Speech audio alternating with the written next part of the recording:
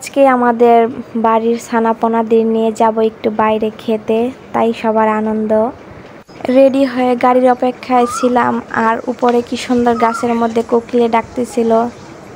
গাড়ি না পেয়ে সবাই হাঁটা শুরু করলাম, আর অবশেষে একটা গাড়ি পেয়েই গেলাম। আমি, আমার মেয়ে, আমার ভাগ্নি আর আমার ছোট্ট একটা ভাগিনা একটা গাড়িতে উঠে পড়লাম, আর আমার ভাইয়া আর ভাবি অন্য গাড়িতে আসতেছে। আমাদের গাড়ি আগে ছেড়ে দিয়েছে।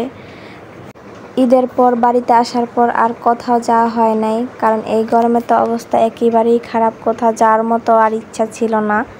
কিন্তু আজকে মনে হলো যে শেষ বিকেলের দিকে একটু বাচ্চাদের নিয়ে যাই কোথাও। আর আমার মেয়ের অনেক শখ হয়েছে বেড়াতে যাবে, সে তো আর বুঝতে পারে না, তাই নিয়ে গেলাম সবাইকে। আর আমরা চলে আসছি আমাদের বাজারে, আর এইখানেই যাব একটা রেস্টুরেন্টে খেতে। গাড়ি থেকে নেমে পড়লাম, আর আমাদের পিছনের গাড়ির জন্য অপেক্ষা করতে থাকলাম। আর ওই যে উপরে শর্মা হাউস, আমরা এইখানেই যাব আজকে। আর আমার রাজকন্যার কোথাও যাওয়া মানেই তার বেড়াতে যাওয়া, কোথাও ঘুরতে যাওয়া মানেও তার বেড়াতে যাওয়া। চলো। তারপর অবশেষে তারা চলে আসলো, আর আমার মেয়ে ঢুকতে বলতেছে যে আম্মু নুডলস খাবো। তার নুডলসটা এত পছন্দের, সব জায়গায় গেলেই তার এটা বলতেই হবে যে আম্মু নুডলস খাবো, আর আমি হ্যাপি বার্থডে খাবো, মানে ওর জন্মদিনে একটু খেতেই হবে। তারপর সে নিজেই ঘুরতে ঘুরতে সবার আগেই ঢুকে পড়লো, আশেপাশে দেখতে লাগলো।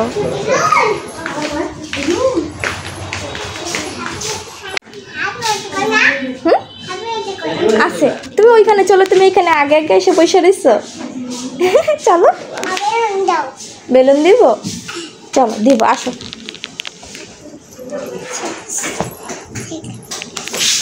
চলো। আর এইদিকে আমাদের একটা পুটুক আছে, আমার ভাতিজা, আমার ভাইয়ের ছেলে, সেও আসছে আজকে আমাদের সাথে, আমাদের ছোট্ট মেম্বার। তারপর আমাদের কে কী খাবে সেই আলোচনাই হচ্ছিল, মেনু দেখছিলাম যে কে কোনটা নেব। তারপর ঠিক করা হয়ে গেল, অর্ডারও দিয়ে দিলাম। তারপর আমার পুতুলটাকে নিয়ে একটু খেলা করতে লাগলাম, কিন্তু উপরে লাইট দেখে অনেক খুশি। আর এইদিকে আমার রাজকন্যা দেখতেছিল যে কয়টা গাড়ি যাচ্ছে, আর আমিও দেখতেছিলাম যে প্রায় সন্ধ্যা হলো নাকি, সন্ধ্যার কাছাকাছি হয়ে গেছে, কারণ আমরা আসছি বিকেল করে। আর এইদিকে আমার বুড়িমা নিজের বাসা মনে করে, নিজের জায়গা মনে করে সে হাঁটাহাঁটি শুরু করে দিয়েছে। এদিক ওদিক তার সব দিকে খেয়াল রাখতে হবে। আর এত চিল্লাচিল্লি শুরু করে দিয়েছে, মনে হচ্ছে যে আর পরিচিত জায়গা সে আসছে এখানে, বা ওর নিজের জায়গা। আমি ওরে বলতেছিলাম যে আম্মু এত চিল্লাইও না, বকা দিবে, তুমি তাহলে থাকো, আমি তাহলে বাসায় চলে যাই। ও আমার কি বললো যে ঠিক আছে তাহলে তুমি বাসায় চলে যাও, আমি এখানে থাকি। মানে ওর এখন আর তার আম্মুরে দরকার নেই, সে খোলামেলা জায়গা পাইছে, হাঁটাহাঁটি করবে, দৌড়াদৌড়ি করবে, চিল্লাচিল্লি করবে। তার বোনকে আবার অভিনয় করে দেখাচ্ছিল কিভাবে রাখতে হয়, কিভাবে কান্না করতে হয়।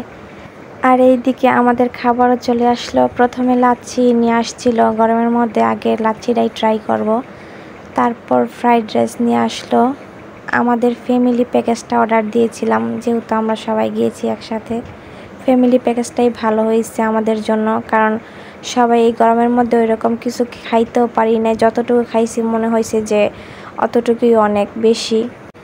তারপর আমাদের খাওয়া দাওয়া শুরু হয়ে গেল, আর ওই রকম কোনো চাপ ছিল না, আমরাই ছিলাম ওইখানে।